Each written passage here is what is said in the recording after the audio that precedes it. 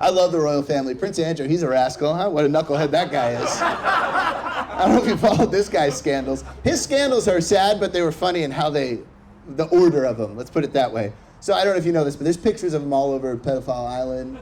You know what I'm talking about when I say Pedophile Island, right? Isn't that insane?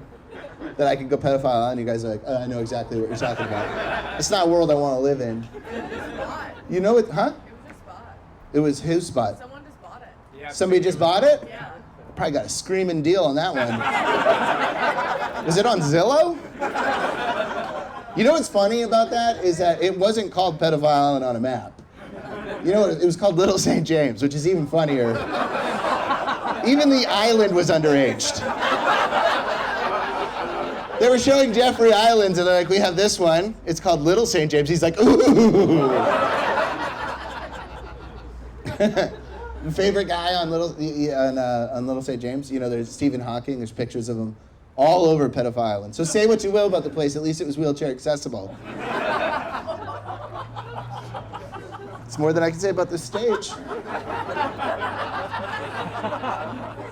So it's 1-0 Pedophile Island to this place. But yeah, anyway, Stephen Hawking or Prince Andrew, all over that. That's enough. But you know, he had a second scandal, at least more in Europe. I don't know if it was big over here. So we found out he was a pedophile. Then a couple years later, like last year, a couple years ago, he had a big scandal where it was discovered that he used the N-word, a racial slur, in the parliament. So we found out he was a pedophile, and then we found out he was a racist. But you got to admit, that first thing really takes the sting out of the second thing. Who gives a shit that he's racist? He's fucking children. You can't call somebody a pedophile and something else and expect anybody to hear that second thing. You can't be like, 2 things I hate about this guy. He's a pedophile and he chews with his mouth open. Did you hear the second thing I said? You didn't, did you? You know how hard you gotta go if you don't want to be known as a pedophile first? I'll give you an example of one. Osama bin Laden. You didn't know that, did you? Because he did something bigger.